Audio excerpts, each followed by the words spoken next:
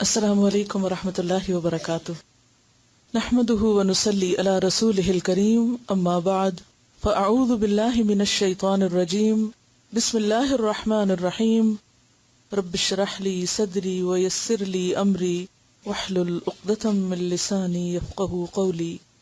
ایک دفعہ درود شریف پڑھ لیجیے۔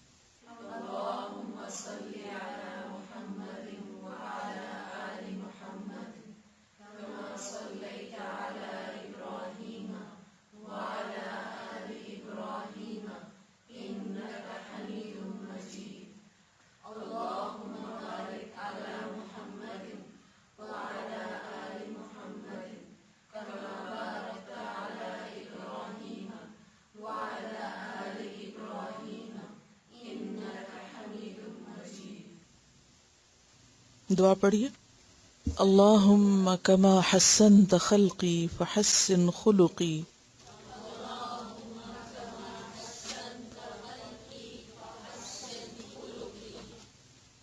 یاد رکھیے کہ کسی بھی کام کے کرنے کے لیے ارادہ بہت ضروری ہے اور پختہ ارادہ ضروری ہے، اور جب کوئی چیز انسان کے ارادے میں بدل جاتی ہے تو انسان کو پھر اس کی تڑپ لگ جاتی ہے، اور پھر انسان اس کے لیے دوڑ دھوپ کرنے لگتا ہے، کوشش کرنے لگتا ہے، اور صرف کوشش پر ہی بس نہیں، دعاؤں کے ساتھ اللہ کا سہارا لیتا ہے اور خوب خوب دعائیں مانگتا ہے۔ اگر ہمیں واقعی اس بات کا احساس ہو جائے کہ حسن اخلاق، اچھا اخلاق میزان میں سب سے بھاری نیکی ہے، تو یقیناً ہم اس کے پیچھے دوڑیں گے، اور پھر اس کے لیے نہ صرف یہ کہ کوشش کریں گے بلکہ اللہ سے مانگیں گے بھی۔ چلیے اس کتاب میں لکھی آخری دعا کو ایک دفعہ پڑھتے ہیں۔ یہ دعا ایک طویل دعا کا ایک حصہ ہے۔ اگر آپ کی نظر الفاظ پر ہو تو آپ زیادہ بہتر طور پر یاد کریں گے۔ اس کتاب کے آخری صفحے پر ہے، نظر آ گئی سب کو؟ وَاهْدِنِي لِأَحْسَنِ الْأَخْلَاقِ، وَاهْدِنِي لِأَحْسَنِ الْأَخْلَاقِ، لا يهدي لأحسنها إلا أنت، لا يهدي لأحسنها إلا أنت، لا يهدي لأحسنها إلا أنت، واصرف عني سيئها،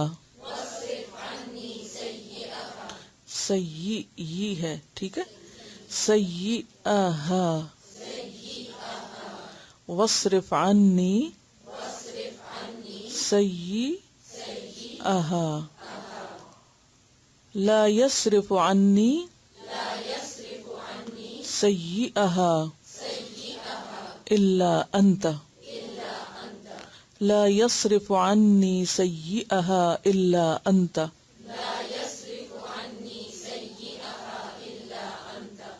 لا يصرف عني سيئها إلا أنت،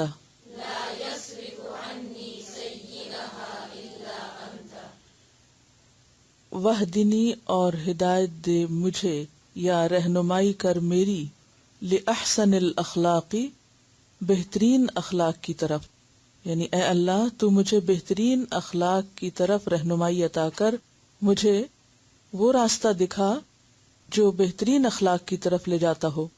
لا یہدی نہیں رہنمائی کر سکتا، لأحسنہا اس کے بہترین کی طرف، یعنی اخلاق کے بہترین حصے کی طرف، الا انت مگر تو ہی، یعنی یہ طاقت تیرے ہی پاس ہے، تو ہی مجھے راستہ دکھا سکتا ہے۔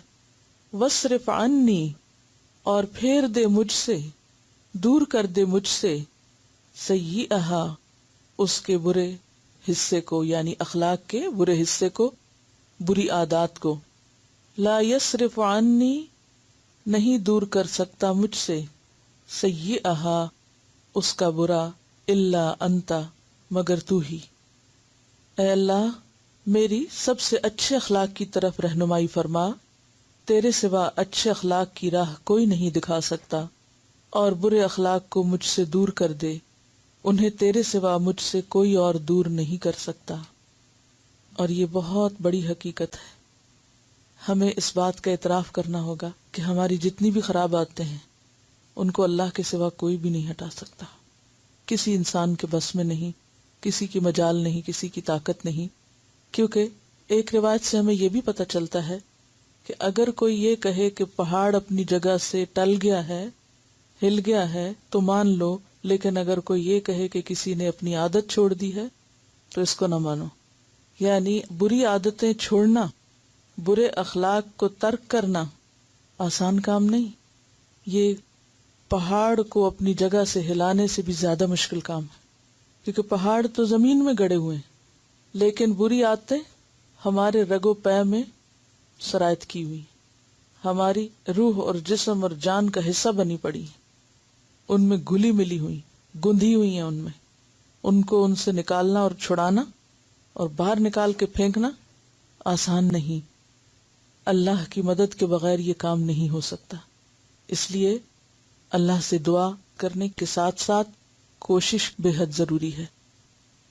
پھر اس شعور اور احساس کے ساتھ مانگیے، وَاهْدِنِي لِأَحْسَنِ الْأَخْلَاقِ وَاهْدِنِي لِأَحْسَنِ الْأَخْلَاقِ وَاهْدِنِي لِأَحْسَنِ الْأَخْلَاقِ لا يهدي لأحسنها إلا أنت لا يهدي لأحسنها إلا أنت لا يهدي لأحسنها إلا أنت واصرف عني سيئها واصرف عني سيئها واصرف عني سيئها لا يصرف عني سيئها إلا أنت لا يصرف عني سيئها إلا أنت لا يصرف عني سيئها إلا أنت.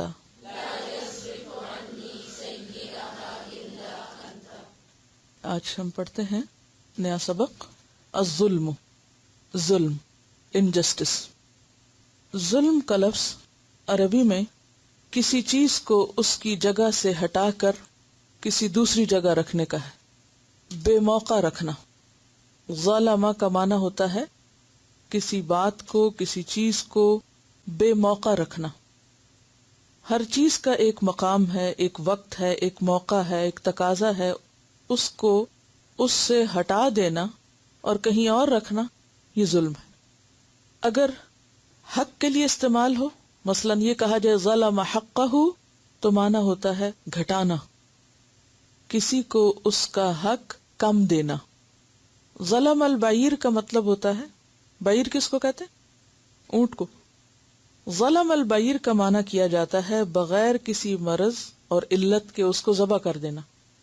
یعنی گھر میں اچھا بھلا اونٹ تھا، بغیر کسی وجہ کے اس کو ذبح کر دیا، تو یہ کیا کیا اس نے؟ اونٹ پر ظلم کیا. اسی طرح ہر وہ کام جس کو وقت سے پہلے کیا جائے اس پہ ظلم کا اطلاق ہوتا ہے. ہر وہ کام جو وقت سے پہلے کیا جائے وہ کیا ہے؟ ظلم. اور اگر یہ لفظ ظلمہ پڑھا جائے تو اس کا معنی ہوتا ہے رات کا تاریک ہونا. رات کا تاریک ہونا. تاریک ہونے کا کیا معنی؟ اندھیرا ہونا. اسی لیے ہم اردو میں بھی ظلم کو اندھیر سے تعبیر کرتے ہیں. یہ تو بڑا اندھیر ہو گیا. تو ظلم میں اندھیرے اور تاریکی کا معنی بھی ہے. اسی لیے ظلام کہتے ہیں تاریکی کو اور ظلام کہتے ہیں بے انصافی کو. ظلم کے ان لغوی معنوں کو سامنے رکھتے ہوئے جو بات ذہن میں آتی ہے وہ کیا ہے کہ ظلم صرف کسی کی مار پٹائی کا نام نہیں، یا صرف کسی کا مال چھیننے یا کسی کے ساتھ زیادتی کرنے، گالی گلوچ کرنے کا نام ہی نہیں، بلکہ ظلم اس سے وسیع تر معنی رکھتا ہے. ظلم خالق کے ساتھ بھی ہوتا ہے جس نے ہمیں پیدا کیا. ظلم مخلوق کے ساتھ بھی ہوتا ہے. خالق کا حق نہ پہچاننا، خالق کی قدر نہ پہچاننا، خالق کو نہ ماننا، یہ ظلم ہے، جسے ہم عام طور پر شرک سے یا کفر سے تعبیر کرتے ہیں۔ اسی طرح مخلوق کے ساتھ بھی کسی قسم کی حق تلفی یا زیادتی کرنا، انہیں ان کا حق نہ دینا، یا کسی چیز کے ساتھ بے موقع بے محل معاملہ کرنا، یہ سب ظلم میں آتا ہے۔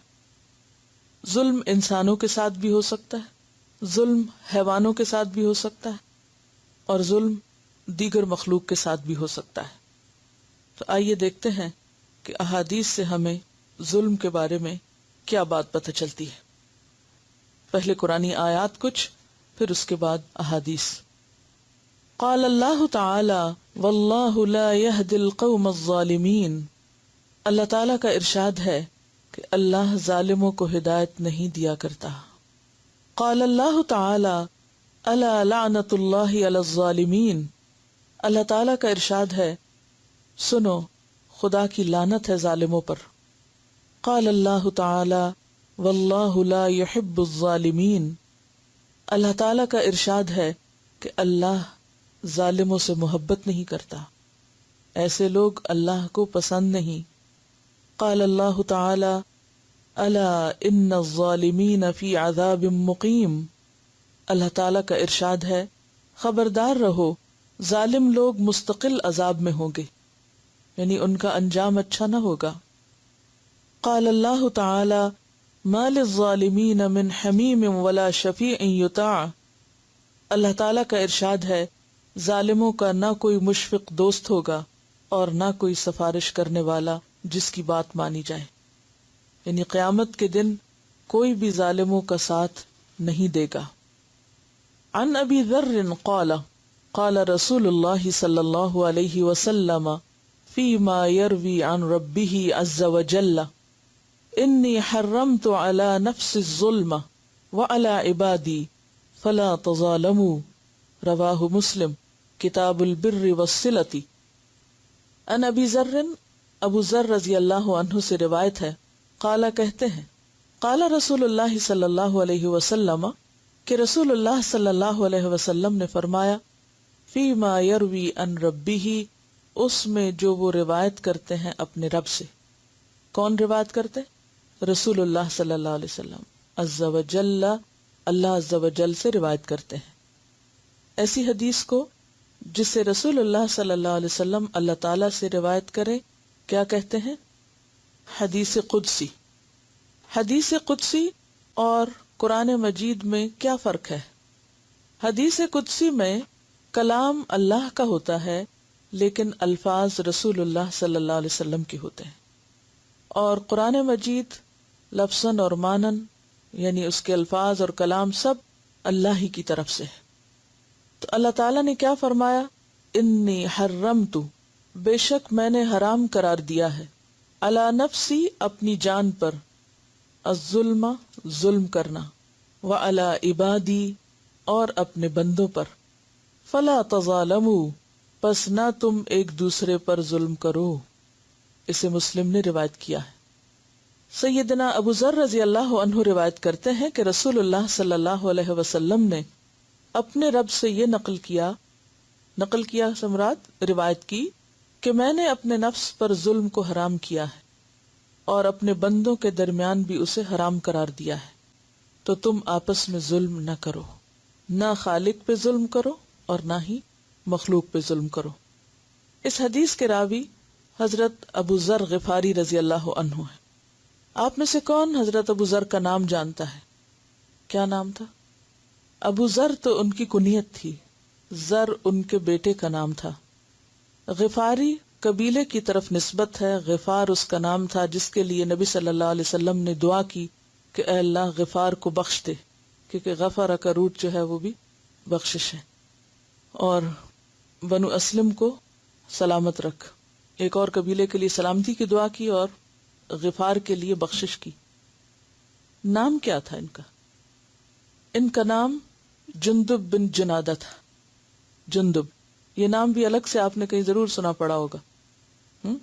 والدہ کا نام رملہ بنت ربیعہ تھا۔ رملہ. مکہ میں رہتے تھے یا مدینہ میں؟ یہ نہ مکہ میں رہتے تھے نہ مدینہ میں رہتے تھے. صحابہ کے بارے میں پڑھا کیجئے اور اپنے بچوں کو بھی بتایا کیجئے، کیونکہ یہ ہماری تاریخ ہے. یہ وہ لوگ ہیں جن کے لیے ہم ہر روز کھڑے ہو کے دعا مانگتے ہیں، صراط الذین انعمت علیہم، ہمیں انہی کے راستے پہ چلا جن پہ تو نے انعام کیا. ان کا راستہ کیا تھا وہ ہمیں خود بھی نہیں پتا، تو ہمیں ان کا راستہ معلوم کرنا ہے کہ وہ کون تھے، کیا کرتے تھے، کیا نہیں کرتے تھے، ان کی زندگیاں کیسے تھیں.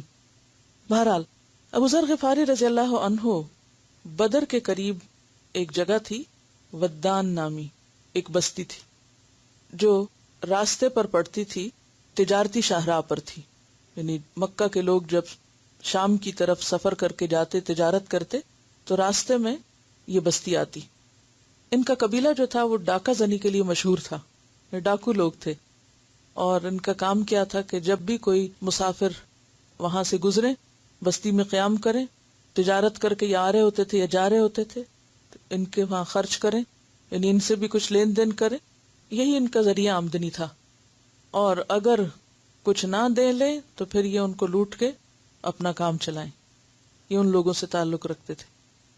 جب رسول اللہ صلی اللہ علیہ وسلم نے اسلام کی دعوت دی، لوگوں کو اپنے نبوت کا دعویٰ کیا، تو مکہ کی چونکہ ایک مرکزی حیثیت تھی تو یہ بہت جلد ادھر ادھر چرچا ہو گیا. مکہ کے لوگ تاجر لوگ تھے، کچھ اور اگتا وغیرہ تو نہیں تھا وہاں، تو ان کا آمدنی کا ذریعہ کیا تھا؟ تجارت. ایلافہم رحلۃ الشتاء والصیف، تو گرمیوں میں شام کی طرف اور سردیوں میں یمن کی طرف یہ سفر کرتے تھے اور تجارت کرتے تھے. بہرحال اب جب یہ تجارت کر کے باہر کو جاتے، ادھر ادھر نکلتے، تو راستے میں بھی باتیں ہوتی، راستے میں جو قبیلے آتے، جو لوگ ملتے ان کو بھی بتاتے، جو لوگ مکہ میں حج یا عمرے پہ آتے ان کو بھی پتہ چلتا کہ یہاں ایک شخص نے نبوت کا دعویٰ کر دیا ہے. ایک ہاٹ ٹاپک تھا، ہر ایک تک پہنچ گیا. اور چونکہ مکہ کی پوزیشن بہت سینٹرل تھی اس لیے میسج بہت جلدی ادھر ادھر سپریڈ ہوا. اب اس بستی میں بھی پتہ چلا، حضرت ابو ذر غفاری کو معلوم ہوا کہ ایک شخص نے مکہ میں اس طرح کا دعویٰ کیا ہے، تو ان کو تجسس ہوا. اپنے بھائی کو بھیجا جو کہ شاعر تھے، ان کا نام انیس تھا، ان کو بھیجا کہ جاؤ اور تم پتہ کرو کہ وہ شخص کیا کہتا ہے. وہ گئے اور انہوں نے جا کے ان کی کچھ باتیں وغیرہ سنی، اور چونکہ مکہ والے آپ کے بہت خلاف تھے تو کچھ اچھا امپریشن نہیں لے کر گئے. واپس گئے تو بتایا کہ مکہ والے یہ کہتے ہیں، ہاں میں نے جو کچھ سنا ہے ان کا وہ یہ ہے کہ نیکی کا حکم دیتے ہیں اور برائی سے روکتے ہیں. وہ خود یہ کرتے ہیں اور لوگ ان کے بارے میں یہ کہتے ہیں. تو ان کی تسلی نہیں ہوئی، یہ خود سفر کر کے گئے. لیکن چونکہ ماحول آپ کے خلاف تھا تو کسی سے پوچھنا گوارا نہیں کیا یا پوچھا نہیں. اور مسجد حرام چونکہ ایک مرکزی جگہ تھی، وہیں پر کئی دن رہے. آخر حضرت علی نے ان کو دیکھا اور کہا کہ یہ کہاں سے آیا وہ شخص اور کیوں آیا، اور روز یہی ہوتا ہے. تو ان کو اپنے ساتھ لے گئے گھر پہ، کھانا وانا کھلایا، پوچھا کہ تم یہاں کیوں آئے ہو. کہا کہ ایک شخص ہے جس نے یہاں نبوت کا دعویٰ کیا ہے، تو وہ کیا کہتا ہے ان کے بارے میں معلوم کرنے کے لیے آیا ہوں. ان کا کہ ان تک پہنچنا آسان نہیں، کیونکہ ان لوگوں کو اگر پتہ چل گیا کہ تم ان سے ملنے کے لیے آئے ہو تو تمہاری خیر نہیں. ہاں ایسا کرو، چپکے چپکے میرے پیچھے آؤ، اگر کہیں خطرہ ہوا تو ادھر ادھر ہو جانا، ورنہ جہاں میں جاؤں گا میرے پیچھے پیچھے آتے جانا، اور جہاں میں پہنچوں وہیں اللہ کے رسول صلی اللہ علیہ وسلم سے تم ملاقات کر سکو گے. بہرحال یہ چھپتے چھپاتے وہاں پر پہنچے اور دیکھتے ہی کہتے ہیں السلام علیکم یا رسول اللہ. یعنی دیکھتے ہی پہچان گئے کہ یہ اللہ کے رسول ہی ہیں اور یہ شخص جھوٹا شخص نہیں ہو سکتا، اور فوراً ہی اسلام قبول کیا. اور یہ 5ویں 6 مسلمان تھے، یعنی بہت ابتدائی دور میں. ابتدا میں حضرت ابوبکر، حضرت عبد الرحمن بن ابی عوف تک مسلمان ہوئے، اور اس کے بعد ایک طرح سے لوگ چھپے چھپے دل میں مسلمان تو تھے لیکن اظہار نہیں کرتے تھے. بہرحال انہوں نے اسلام قبول کیا اور واپس جانے لگے. چند دن آپ کے پاس رہے، چند بنیادی باتیں آپ نے سیکھی. تو آپ صلی اللہ علیہ وسلم نے ان کو ایک نصیحت کی کہ جاؤ، جو کچھ سیکھا ہے اپنے قبیلے کو سکھاؤ، اور ہاں مکہ والوں کو پتہ نہ چلے، ورنہ تمہاری شامت آ جائے گی. اور ایک بات یہ ہے کہ تم اس وقت تک اپنے قبیلے کے پاس ہی رہو جب تک کہ تمہیں یہ خبر نہ ملے کہ اللہ نے مجھے غلبہ عطا کیا ہے. تم وہیں رہنا، کیونکہ بہادر تو تھے، جس قبیلے سے تعلق رکھتے تھے تو وہ نڈر قسم کا قبیلہ تھا. کہا کہ کیوں نہ میں اپنے اسلام کا اظہار کر کے جاؤں. اعلان کیا اور ہوا وہی جو ہونا تھا. لوگوں نے اتنا مارا کہ ان کی جان کے لالے پڑ گئے. تو آخر کسی نے کہا تمہیں معلوم ہے کس قبیلے کا شخص ہے جہاں سے تم گزرتے ہو؟ تمہارا کوئی قافلہ سلامت نہیں گزرے گا اگر تم نے اس کو کچھ کیا. کہا جاتا ہے کہ حضرت عباس بیچ میں آئے تھے اور انہوں نے ان کو چھڑایا. بہرحال یہ اپنے قبیلے میں واپس گئے.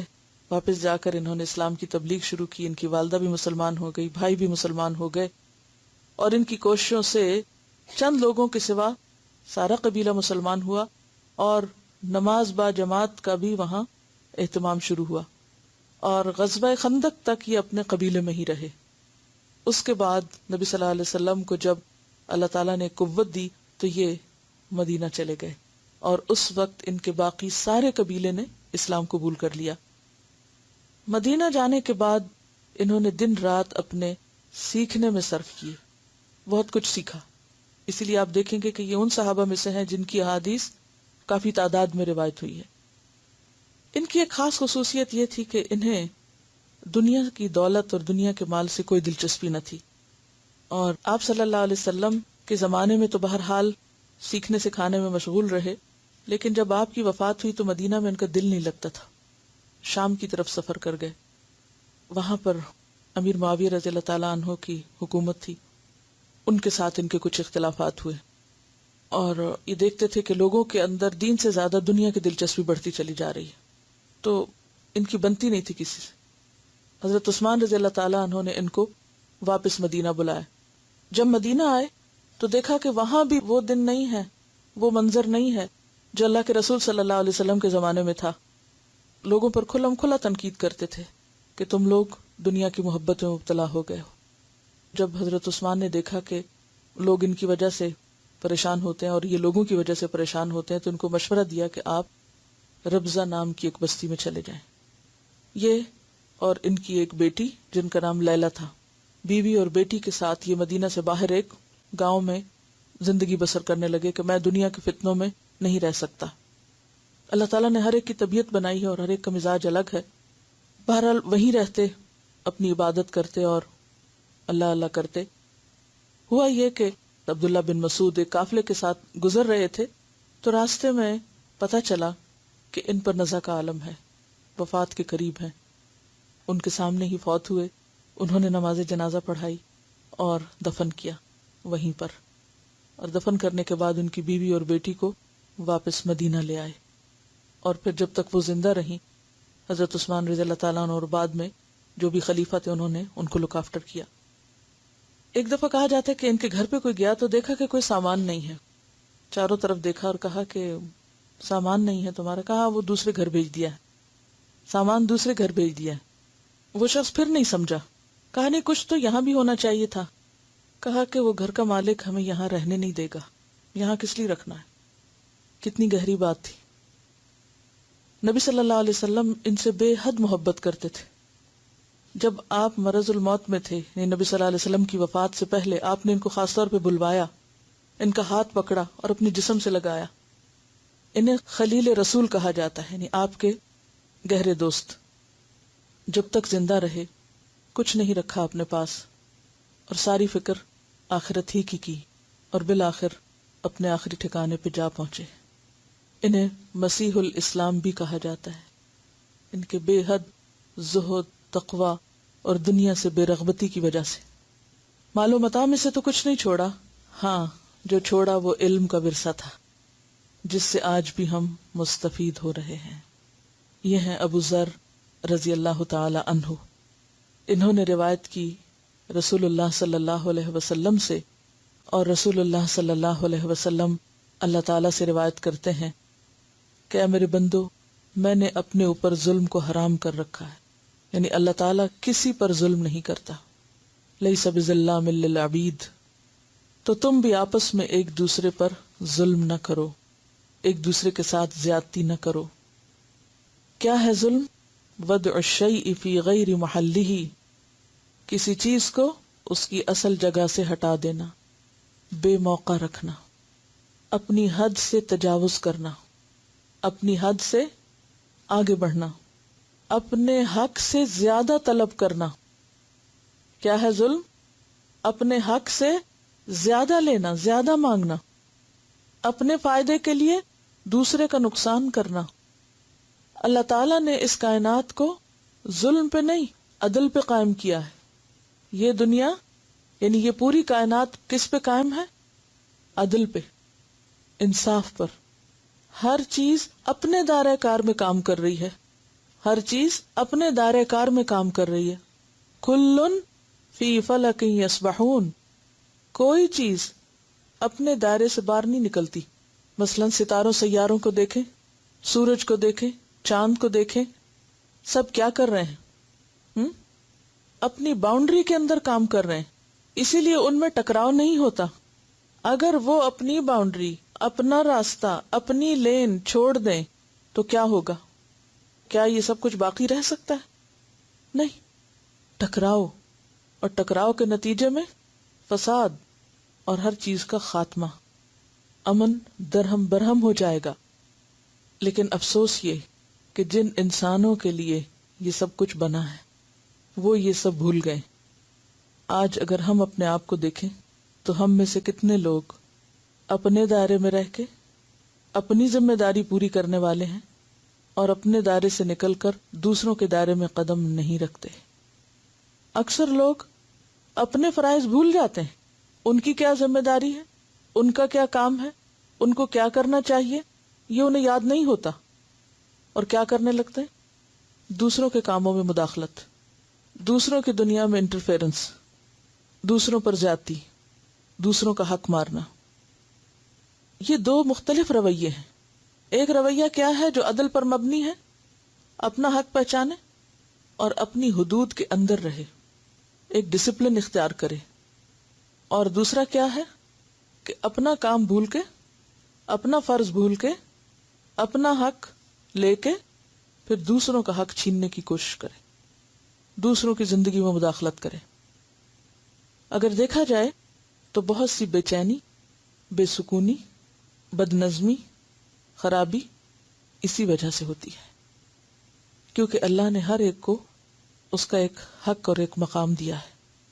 اور جب تک بندے ایک دوسرے کا حق نہ پہچانے اور انہیں ان کا مقام نہ دیں تو دنیا میں امن نہیں ہو سکتا.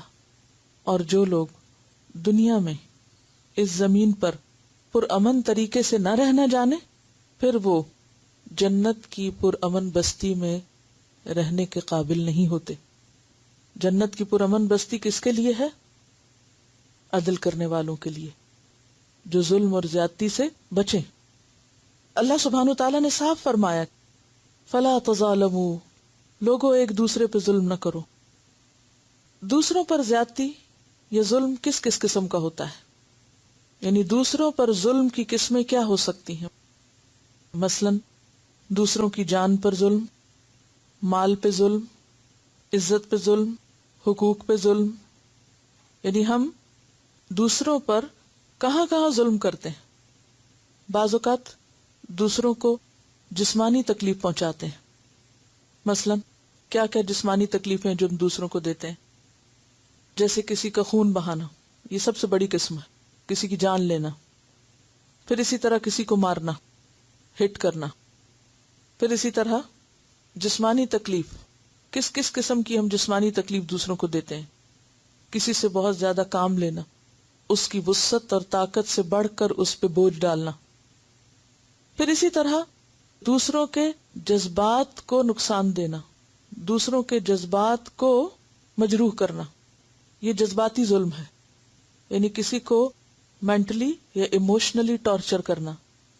ایک ہے فزیکلی ٹارچر کرنا، یعنی کسی کو ہٹ کرنا، مارنا، پیٹنا یا جان سے ہی مار دینا، یہ تو ہے جسمانی. اور بعض اوقات کیا ہوتا ہے کہ جسمانی طور پر نہیں مارا جاتا، لیکن دوسرے کو ذہنی طور پر اذیت دی جاتی ہے. ذہنی طور پر دوسرے کا سکون درہم برہم کر دیا جاتا ہے، دوسرے کو مینٹل ٹارچر دیا جاتا ہے، یا دوسرے کو ایموشنلی لیٹ ڈاؤن کیا جاتا ہے اور اس کو پریشان کیا جاتا ہے. تو مینٹل ٹارچر میں کیا کیا چیزیں آتی ہیں؟ مثلا کسی کو طنز کرنا، کسی کا مذاق اڑانا، تانے دینا، تہمت لگانا، الزام تراشی کرنا، وربل ابیوز، گالی گلوچ کرنا، برے ناموں سے کسی کو پکارنا، مذاق اڑانا، کسی کے سامنے یا پیٹھ پیچھے دونوں طرح اس کو رسوا کرنا، کسی کی پیٹھ پیچھے اس کی برائی کر کے اس کو نقصان پہنچانا، اس کی عزت اور شہرت کو داغدار کرنا، غیبت چغلی کے ذریعے کسی کی کمزوری یا ویکنس کو بار بار بیان کرنا. تو یہ تمام چیزیں کیا ہیں؟ یہ بھی ظلم میں آتی ہیں.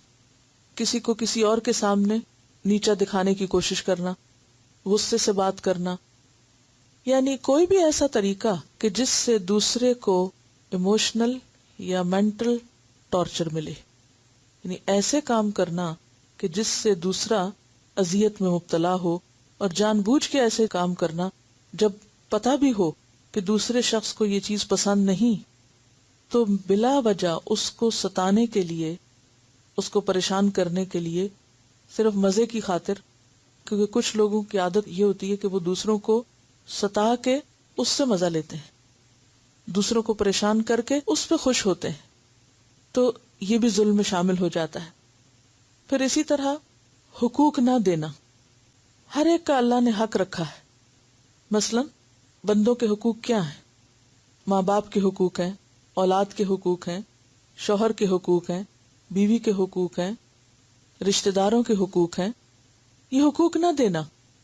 اور جیسا کہ پیچھے آپ دیکھیں ہم نے پڑھا ظلم میں کہ بعض اوقات اپنا حق تو لے لینا لیکن دوسرے کا حق نہ دینا، اور اپنے حق پہ کہیں نہ رکنا، اتنی ڈیمانڈز کرنا کہ دوسرا شخص عاجز آ جائے. یہ بھی دوسرے پہ ظلم ہے. ناجائز مطالبات. پھر آپ دیکھیے کہ بعض اوقات کسی ایک حق کو اتنا زیادہ بڑھا چڑھا کے پیش کرنا کہ دوسرے حق بھول ہی جائیں. مثلا آپ دیکھیے کہ ظلم جو ہے نا، یہ عدل کے خلاف ہے یا اعتدال کے خلاف ہے. ہمارے معاشرے میں اس کی بہت سی مثالیں ملتی ہیں. ہر شخص اپنا حق مانگنے کی فکر میں ہے لیکن کوئی بھی حق دینے کی فکر میں نہیں. ہر شخص ڈیمانڈ کر رہا ہے، کوئی بھی دینے کی طرف توجہ نہیں کر رہا. ہر شخص دوسروں کے رویے پہ نظر رکھے ہوئے اور اپنے رویے کو بھول چکا ہے. اور ہم بعض اوقات کیا کرتے ہیں؟ اپنے حق کے حق میں خوب دلائل دیں گے، حدیث سنائیں گے، قرآن کی آیتیں پڑھیں گے، اور دوسرے کو مجرم قرار دیں گے کہ دیکھو تم اس پر عمل نہیں کر رہے نا، میں قیامت کے دن تم سے اپنا حق لے لوں گا. بلیک میل بھی کرتے ہیں دوسروں کو، میں چھوڑوں گا نہیں، میں معاف نہیں کروں گا، کل تو دینا ہی پڑے گا. یہ بلیک میل کرنا بھی ہے. اور اس وقت انسان یہ نہ سوچے کہ وہ خود کیا کر رہا ہے. اور پھر ظلم اس چیز کا نام بھی نہیں کہ صرف اپنا حق مانگنا اور دوسرے کا نہ دینا، بلکہ سب کے حقوق میں بیلنس رکھنا بھی ضروری ہے. بعض اوقات ہم ایک کا حق دینے لگتے ہیں اور دوسروں کے حق بھول جاتے ہیں. مثال کے طور پر آپ دیکھیے کہ ہمارے وہاں عموماً گھروں میں لڑائی فساد کیوں ہوتے ہیں.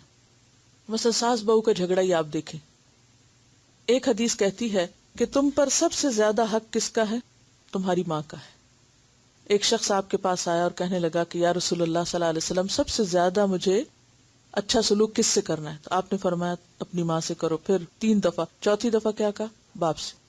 اس سے پتہ یہ چلتا ہے کہ ماں کا حق جو ہے بہرحال زیادہ ہے.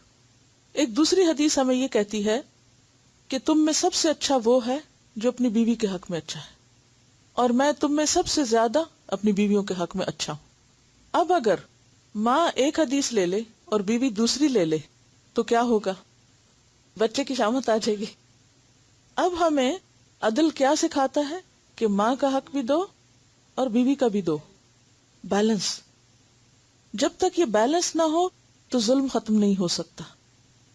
اب اگر ہر وقت بیوی یہی سناتی رہے کہ دیکھو حضور صلی اللہ علیہ وسلم جو تھے وہ سب سے زیادہ اپنی بیوی کے حق میں اچھے تھے، لہٰذا میرا حق زیادہ ہے، اور دوسری طرف ماں یہ سناتی رہے کہ سب سے زیادہ حق جو ہے وہ ماں کا ہے، تو کیا ہوگا نتیجہ؟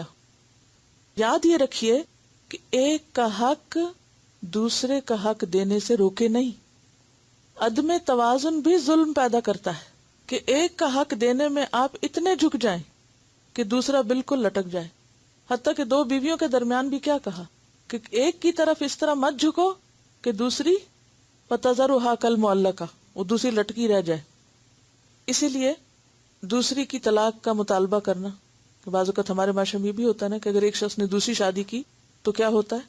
دوسری بیوی کیا مطالبہ کر دیتی کہ جب تک پہلی کو طلاق نہ دو گے تو میں نہیں بسوں گی.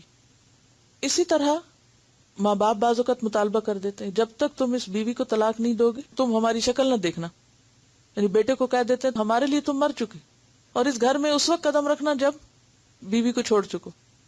تو یہ عدم توازن جو معاشرے کے اندر پایا جاتا ہے یہ درست نہیں. اسی طرح آپ دیکھیے کہ بعض اوقات بہن بھائیوں کا خیال رکھتے رکھتے کیا ہوتا ہے کہ اپنے بچوں کو لوگ بھول جاتے ہیں. اب اللہ تعالیٰ نے بچوں کے اوپر خرچ کرنا فرض قرار دیا ہے، اور دوسری طرف رشتہ داروں کا خیال رکھنا بھی. کہیں بھی قرآن پاک میں الگ سے بہن بھائیوں کا نام لے کے حق دینے کا ذکر نہیں آیا. بہن بھائیوں کو کس کیٹیگری میں شامل کیا گیا؟ ذوی القربہ، جس طرح باقی خالہ، ماموں، چچا، پھپھی، دیگر رشتہ دار، اسی طرح بہن بھائی. تو اس میں جو نقطہ میں سمجھانا چاہ رہی ہوں وہ کیا ہے کہ ہمارے معاشرے میں ظلم کی جو قسمیں پائی جاتی ہیں کہ بعض اوقات ایک فریق ایک بندے کا حق اتنا زیادہ یاد کراتا ہے کہ اس کے نتیجے میں دوسرے کا حق ختم ہو جائے. یہاں ظلم کی کیفیت پیدا ہو جاتی ہے. بہن بھائیوں کا خیال رکھنا، رشتہ داروں کا خیال رکھنا، باقی لوگوں کا خیال رکھنا ضروری ہے، لیکن اس کے ساتھ ساتھ جو اور فرائض ہیں ان کی طرف توجہ دینا بھی ضروری ہے. یعنی اس کے ساتھ ساتھ بہن بھائیوں کے اپنے بچوں کا خیال رکھنا بھی ضروری. بعض لوگ اس کے برعکس کرتے ہیں، وہ اپنے بچوں پر ہی ہر چیز خرچ کرنا اپنا فرض سمجھتے ہیں، اور قریب کا بہن بھائی بھوکا بھی مر رہا ہو تو اس کا خیال ہی نہیں کرتے. میں پھر ظلم کی ڈیفینیشن دہراتی ہوں تاکہ یہ یاد رہے کہ ظلم ہے کیا؟ اپنی حد سے آگے نکلنا، تجاوز کرنا، حق سے زیادہ ڈیمانڈ کرنا، یہ بھی ظلم ہے. حق سے زیادہ ڈیمانڈ کرنا. تیسری چیز، ایک حق کی ادائیگی میں باقی حقوق فراموش کر دینا، اپنے فائدے کے لیے دوسروں کا نقصان کر دینا. اسی طرح دوسروں کے کام میں مداخلت، یہ ظلم کی ایک عام قسم ہے ہمارے معاشرے میں. کوئی لکھ رہا ہو، کیا لکھ رہے ہو تم، ذرا مجھے دکھاؤ میں بھی پڑھوں. اور مجھے نہیں معلوم، یہاں تو خیر آپ کے پاس وقت نہیں ہوگا اس طرح کرنے کا، لیکن بعض اوقات جہاں لوگ اکٹھے رہتے ہیں، اب وہ اگر بیٹھ کے کوئی کام کر رہی ہیں، کچھ پڑھ رہی ہیں، تو ان کو بعض اوقات یوں لگتا ہے کہ جیسے کسی شخص کی کوئی پرائیویسی ہے ہی نہیں. اس پر فرض عائد ہوتا ہے کہ وہ اپنی ہر چیز، کچھ لکھے یا کچھ کرے، ہر چیز دوسروں کو بتائے. کوئی فون آیا تو لازمی بتائے کس کا فون آیا تھا، کچھ لکھا ہے تو لازمی بتائے، گھر سے واپس آئے تو لازمی بتائیں کہ گھر میں کیا ہوا تھا. یعنی دوسرے کی ہر بات میں مداخلت.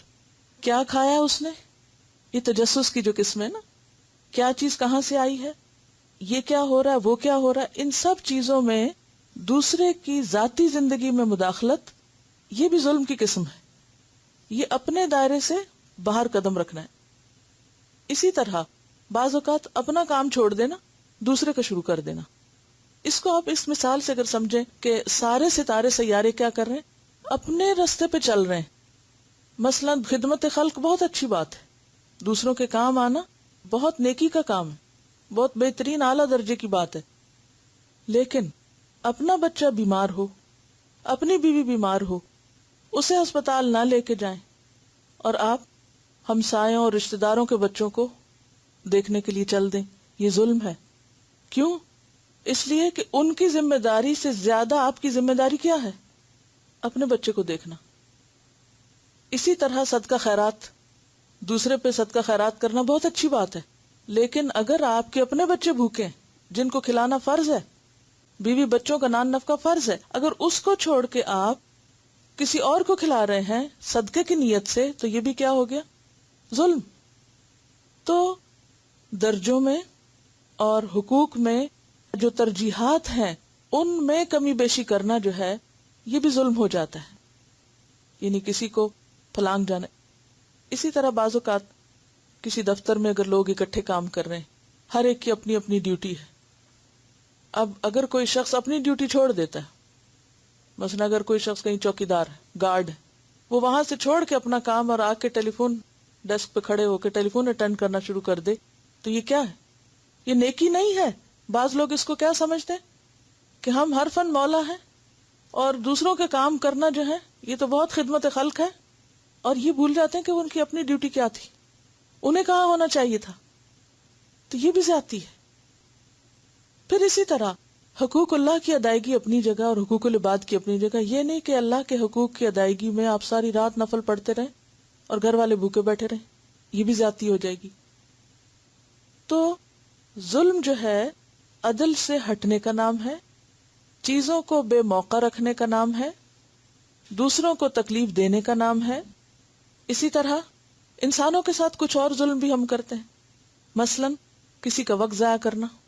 یہ کتنا بڑا ظلم ہے کہ ایک شخص کو مثلا نماز پڑھنا ہے, ہم عین اس وقت کسی کو فون کال کر دیتے ہیں اور اس کو کیا کہتے ہیں کہ تم مجھے اس وقت کھانے کی ریسیپی بتاؤ. اب بعض اوقات ایک جگہ سے دوسری جگہ پر ٹائمنگز کے فرق ہوتے ہیں. اب اگر نماز کے وقت میں آپ خدمت خلق سمجھتے ہوئے کہ ہم کسی کا دل نہیں توڑ سکتے, اس وقت اب اس کی مدد کرنا لازم ہے, اپنی نماز قضا کر دیں مغرب کی مثلا, اور دوسرے کو آپ کھانا پکانے کی ترکیب سکھاتے رہیں, تو یہ کیا ہے؟ ظلم ہے. اسی طرح بیکار کی باتوں میں دوسروں کو الجھا کے ان کا وقت ضائع کرنا کیا ہے؟ یہ بھی ظلم ہے, زیادتی ہے.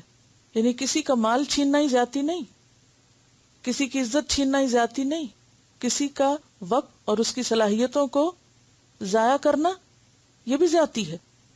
پھر اسی طرح اس میں کیا ہوتا ہے, یعنی کہ دوسروں کا وقت ضائع کرنے کی کئی ایک قسمیں آپ دیکھ سکتے ہیں. مثلا آپ کیا سمجھتے ہیں کہ آپ کا وقت کب ضائع ہوتا ہے؟ مثلا یعنی بے موقع بے وقت کسی کے گھر چلے جانا, اور وہ اگر نماز کے لیے جا رہا ہے تو اس کو تانا دینا کہ ہم آئے اور ہماری پرواہ نہیں. اور اس طرح پھر ہم لوگوں کے ڈر سے کیا کرتے ہیں, کبھی اللہ کا حق مارتے ہیں, کبھی بندوں کا مارتے ہیں, کبھی اس کا کبھی اس کا, اور وہ ایک پورا سرکل چلا ہوا ہے کہ ہر ایک دوسرے پر پھر کسی نہ کسی درجے میں آ کر ذاتی کا مرتکب ہو جاتا ہے. پہلے شاید اتنا احساس نہیں تھا ہمیں, کیونکہ احساس نہیں تھا نا کہ زندگی کتنی قیمتی چیز ہے.